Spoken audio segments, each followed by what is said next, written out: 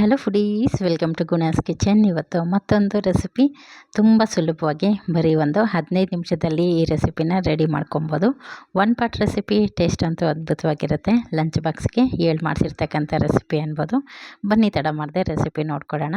ಮೊದಲೇದಾಗಿ ತುಪ್ಪ ಹಾಕ್ಕೊಂಡಿದ್ದೀನಿ. ಅದಾದ ನಂತರ ಪಲಾವ್ ಎಲೆ, ಏಲಕ್ಕಿ, ಸೋಂಪು, ಕಸೂರಿ ಮೇಥಿ, ಚಕ್ಕೆ, ಲವಂಗ, ಒಂದು ಮರಾಠಿ ಮೊಗ್ಗು, ಸ್ವಲ್ಪನೇ ಸ್ವಲ್ಪ ಜಾಪತ್ರೆ ಇಷ್ಟನ್ನು ಸೇರಿಸ್ಕೊಂಡು ಒಗ್ಗರಣೆಗೆ ಒಮ್ಮೆ ಇದನ್ನು ಬಾಡಿಸ್ಕೋಬೇಕಾಗತ್ತೆ.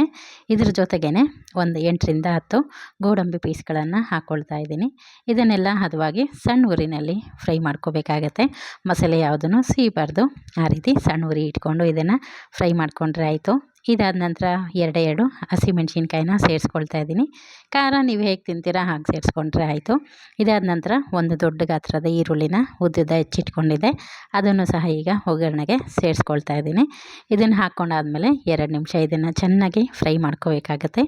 ಈರುಳ್ಳಿಯಲ್ಲಿರ್ತಕ್ಕಂಥ ಹಸಿ ವಾಸನೆ ಎಲ್ಲ ಹೋಗಿ ಚೆನ್ನಾಗಿ ಫ್ರೈ ಆಗಬೇಕು. ತುಂಬ ಫ್ಲೇವರ್ಫುಲ್ಲಾಗಿರುತ್ತೆ ರೆಸಿಪಿ, ಟ್ರೈ ಮಾಡಿ ಅಂತ ಹೇಳ್ತೀನಿ. ಹಾಗೆ 1 ಹಿಡಿಯಷ್ಟು ಇಲ್ಲಿ ಪುದೀನ ಸೊಪ್ಪನ್ನು ತೊಳೆದ್ಬಿಟ್ಟು ರೆಡಿ ಇಟ್ಕೊಂಡಿದ್ದೆ. ಬರೀ ಎಲೆ ಮಾತ್ರ ಬಿಡಿಸ್ಕೊಳ್ಳಿ, ಆವಾಗಲೇ ಇದು ಟೇಸ್ಟಿಯಾಗುತ್ತೆ. ಇದನ್ನು ಹಾಕ್ಕೊಂಡಾದ್ಮೇಲೆ ಮತ್ತೊಂದು ನಿಮಿಷ ಇದನ್ನು ಒಗ್ಗರಣೆ ಜೊತೆಗೆ ಬಾಡಿಸ್ಕೋಬೇಕಾಗತ್ತೆ. ಹಾಗೆ ಇಲ್ಲಿ ಒಂದು 3/4 ಕಪ್ಪಷ್ಟು ಫ್ರೋಝನ್ ಬಟಾಣಿನ ಸೇರಿಸ್ಕೊಳ್ತಾ ಇದ್ದೀನಿ. ನಿಮ್ಮಲ್ಲಿ ಫ್ರೆಶ್ ಬಟಾಣಿ ಇತ್ತಂದರೆ ಅದನ್ನು ಸಹ ಹಾಕ್ಕೊಬೋದು. ಅದನ್ನು ಹಾಕ್ಕೊಂಡು 1-2 ನಿಮಿಷ ಇದನ್ನು ಹಾಗೆ ಬಾಡಿಸ್ಕೊಂಬಿಡೋಣ. ಇದು ಒಗ್ಗರಣೆ ರೆಡಿ ಮಾಡೋಕ್ಕೆ ಮುಂಚೆನೇ ನಾನು 1/2 ಅವರ್ ಮುಂಚೆ ಬಾಸ್ಮತಿ ರೈಸನ್ನು 1 ಕಪ್ಪಷ್ಟು ನೆನೆಸ್ಬಿಟ್ಟು ಇಟ್ಕೊಂಡಿದ್ದೆ.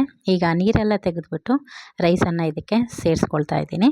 ಹಾಗೆಯೇ ಇದಕ್ಕೆ ಬಾಸ್ಮತಿ ರೈಸ್ ಹಾಕ್ಕೋಬೇಕಂತ ಏನಿಲ್ಲ. ನಿಮ್ಮ ಮನೇಲಿ ಊಟಕ್ಕೆ ಯಾವ ಅಕ್ಕಿ ಬಳಸ್ತೀರಾ ಅದನ್ನೇ ಸೇರಿಸ್ಕೊಂಡ್ರೂ ಆಯಿತು.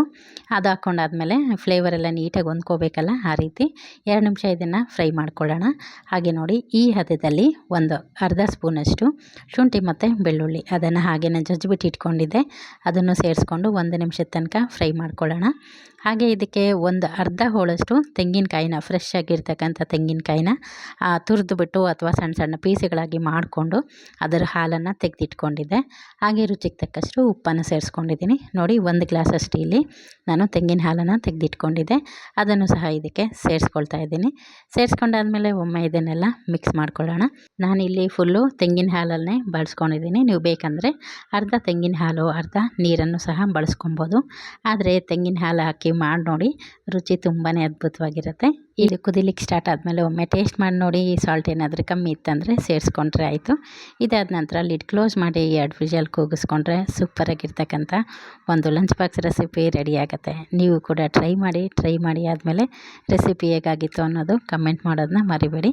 ನೋಡಿ, ಈಗ ಕುಕ್ಕರ್ ಲಿಡ್ನ ಓಪನ್ ಮಾಡಿದ್ದೀನಿ. ಎಷ್ಟು ಹುಡಿಯಾಗಿ ಎಷ್ಟು ಚೆಂದ ಬಂದಿದೆ ಅಂತ. ಟೇಸ್ಟ್ ಅಂತೂ ಅದ್ಭುತವಾಗಿತ್ತು. ಈ ಥರ ಈಸಿಯಾಗಿ ಮಾಡ್ತಕ್ಕಂಥ ರೆಸಿಪೀಸ್ಗಾಗಿ ನಮ್ಮ ಚಾನಲ್ನ ಫಾಲೋ ಮಾಡಿ ಅಂತ ಹೇಳ್ತೀನಿ. Thanks for watching.